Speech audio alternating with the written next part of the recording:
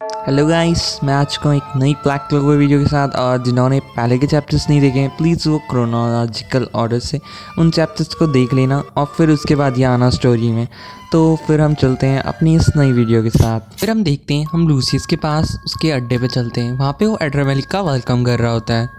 फिर एड्रामेलिक यूनो के बारे में बताता है कि वो इंसान तो बहुत ज़्यादा स्ट्रांग हो गया है।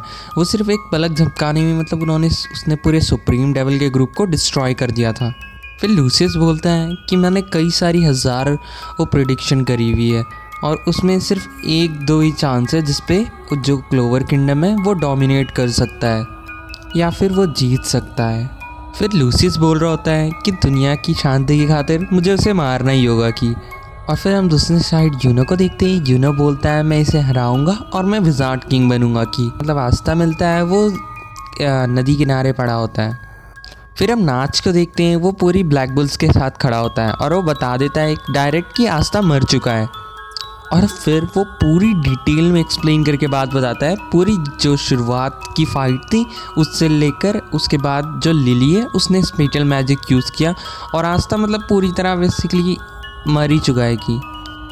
फिर जितने भी उसके मेंबर्स होते हैं वो सब शॉक में होते हैं। फिर उन्हें बिलीव नहीं हो रहा होता है इस चीज़ पे, पर नाच बोलता है कि भाई ये सब फैक्ट्स हैं, इसमें कोई भावनाएं इन्वॉल्व नहीं है मेरी। फिर फाइनली वो ये भी बोल देता है कि चाहे कुछ भी फैक्ट कह रहे हो, ये कुछ भी चीज़ सत्य हो, पर उसका दिल नहीं मानता है कि आस्था मरा होगा कि। देन फिर वो साथ में मिल जाते हैं और वो बोलते हैं हमें कोई शक नहीं कि आस्था नहीं मरा होगा। और फिर उसके बाद वो आस्था को सर्च करने के लिए चले जाते हैं। फिर हम आस्था को देखते हैं, वो जागता है और वो एक नई जगह ही होता है। फिर वहाँ पे चार्मी जैसी दिखने वाली गुड़िया आती हैं और वो उसे चाय सर्व करती है। और फिर आस्था हैरान हो जाता है। वो सोचता है ये चार्मी तो नहीं है, मतलब उससे मिलता जुलता है। फिर उसके बाद पीछे से वो बंदा बोलता है ये बस एक टी सर्विंग डॉल है की। फिर वो आस्था के नाम के साथ बोलता है ये चीज़ और वो पूछता है इसे मेरा नाम कैसे पता है और तुम हो कौन आखिर। और जो आस्था की चोट थी वो भी पूरी तरह से ठीक हो चुकी है। फिर आस्था बोलता है क्या तुमने मुझे हील किया? फिर वो बोलता है नहीं, मेरे एक दोस्त ने किया। फिर आस्था लीवाई के बारे में पूछता है तो फिर सही चीज़ बोलता है कि मेरा एक दोस्त है, वो उसे ठीक कर रहा है कि। देन आस्था पूछता है क्या तुम चार्मी को जानते हो? फिर उसके बाद वो बोलता है मैं चार्मी को तो नहीं, पर मैं यामी को जानता हूँ कि बचपन से। और वो बताता है मैंने उसे तो तब देखा था जब वो 13 साल का था और उसके बाद से मैंने नहीं देखा है कि उसे। फिर उसके बाद उन दोनों के बीच में थोड़ा डिस्कशन चलता है और फिर थोड़ी देर बाद क्या होता है, आस्था को होश आता है। वो बोलते हैं थैंक यू मेरी हेल्प करने के लिए, पर मैं यहाँ पे बकचोदी मार रहा हूँ और वहाँ पे मेरे दोस्तों को मेरी ज़रूरत है कि। फिर वो बंदा बोलता है कि आस्था तुम इतनी जल्दी मत करो, तुम्हारी जो अभी हालत है तुम वैसे भी कुछ नहीं कर पाओगे वहाँ पे। फिर वो बताता है मुझे पता है आस्था तुम्हारा दिल टूटा है और तुम्हें उसी इंसान ने मारा जिससे तुम सबसे ज़्यादा प्यार करते थे। और बेसिकली वो सब कुछ बता देता है आस्था के बारे में। देन आस्था पूछता है तुम्हें ये सब कैसे पता है? बेसिकली उस बंदे को पूरा पता होता है आस्था क्या फील कर रहा था और क्या क्या कांड हुआ था। फिर वो बंदा क्या करता है, अपनी आई पैच में उंगली रखता है और वो बोलता है मैं जो चाहे वो देख सकता हूँ कि। और वो बोलता है मैं फ्यूचर भी देख सकता हूँ। देन वो बताता है कि अगर तुम अभी क्लोवर किंगडम में जाओगे तो तुम पक्का मारे जाओगे कि। फिर वो बोलता है यार तुम ऐसे ही थोड़ा चल जाओगे, अभी तो तुम्हें यहाँ पे पावर अप करनी है, अपनी पावर के साथ थोड़ा चल जाओगे। और फिर आस्था बोलता है क्या? फिर हम देखते हैं वो लड़की आगे आती है और वो दरवाज़ा खोल देती है और फिर हम देखते हैं वो आस्था होता है लैंड ऑफ द सन में। और ये कैप्टन यामी का पुराना घर होता है और ये कंट्री बहुत ज़्यादा दूर होती है क्लोवर किंगडम से। फिर फाइनली वो अपना नाम बताता है, मेरा नाम है रियूडे रियूया और मैं यहाँ का शोगन हूँ। फिर आस्था सोच रहा होता है कि मैं एक फॉरेन कंट्री में हूँ और मैं कैसे दोबारा से वापस जा पाऊँगा। फिर आस्था बोलता है शोगन टाइटल का मतलब क्या है, मतलब शोगन का। फिर शोगन बेसिकली जैसे क्लोवर किंगडम में विजार्ड किंग होता था वही वाली पोस्ट है। फिर आस्था उसे रिव्यू करके बोलता है। फिर आस्था बताता है मैं मैजिक पावर सेंस नहीं कर सकता, शायद मुझे इस वजह से शायद तुम मुझे इतने स्ट्रांग नहीं लगते हो। फिर रिव्यू हंसने लगता है वहाँ पे। फिर वहाँ पे वो लड़की बोलती है तुम थोड़ा तमीज़ से बात करो भाई, कुछ भी बोल रहे हो तुम हमारे लॉर्ड को। फिर आस्था माफ़ी मांगने लगता है और फिर रियो बोलता है इचिका शांत हो जाओगी। देन आस्था उसकी की को सेंस करके पता करता है, उसे कुछ सिमिलर सी की मिल रही होती है, पर उसे ये भी पता चल रहा होता है भाई ये बहुत गुस्से में है की। फिर वो रियो के कहने पे बाहर घूमने जाते हैं थोड़ा।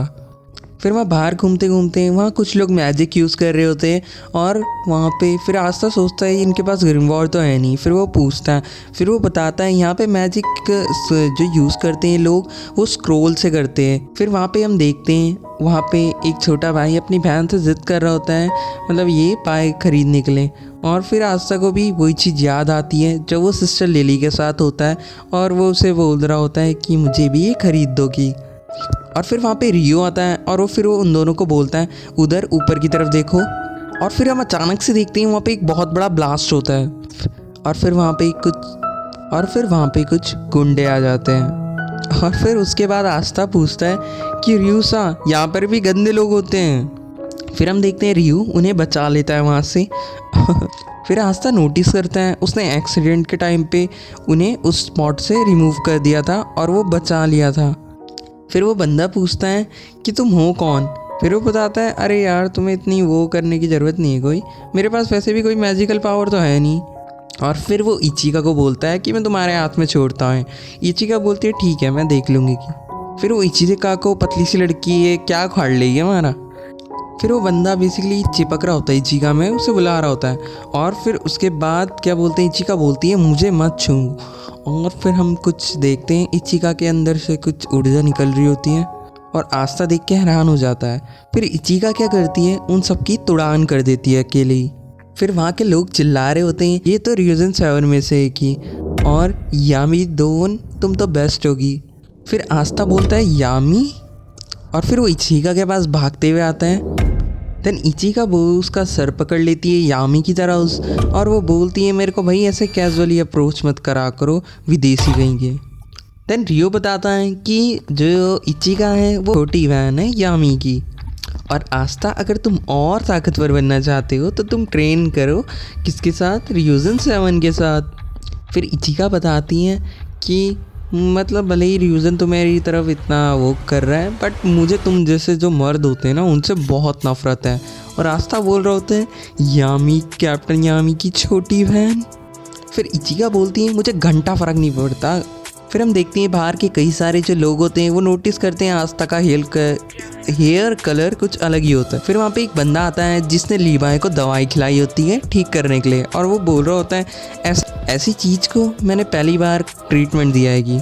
आस्था और लीवाई का मिलन हो जाता है दोबारा से। फिर आस्था वहाँ पे खाना ठूस रहा होता है। फिर आस्था वो खुद ही बोलता है कि मैं किसी को भी बचा नहीं पाया, मैं लिली को भी नहीं बचा पाएगी और मैं उन्हें अब बचाना चाहता हूँ। और फिर रियो बोलता है अभी तो बहुत टाइम है कि। फिर वो बोलता है कि यार, फिर आस्था बोलता है कि वो पूरी ज़िंदगी ट्रेनी होता है। और फिर इचिका आती है और उसे एक थप्पड़ मारती है। फिर इचिका बोलती है मुझे घंटा कोई फ़र्क नहीं पड़ता, तुम जिंदा हो चाहे मरे हुए हो, पर मुझे इतना पता है अभी तुम जिंदा हो फुमीतो और रियो की वजह से। फिर आस्था की ट्रेनिंग शुरू हो जाती है और फिर वो क्या उसे बम्बू काटना सिखाती है। और फिर उसके बाद आस्था को ट्राई करने के लिए बोलते हैं। फिर आस्था आराम से एंटी मैजिक की मदद से काट देता है और सब इसमें हैरान हो जाते हैं, और बल्कि इचिका भी। और फिर आस्था को दोबारा से कॉन्फिडेंस आ जाता है कि भाई वो स्ट्रॉन्ग है। फिर आस्था शुक्रिया कहता है उन सबको और वो बोलता है और इचिका को बोलता है कि प्लीज़ मुझे हेल्प करना ग्रो करने में आगे।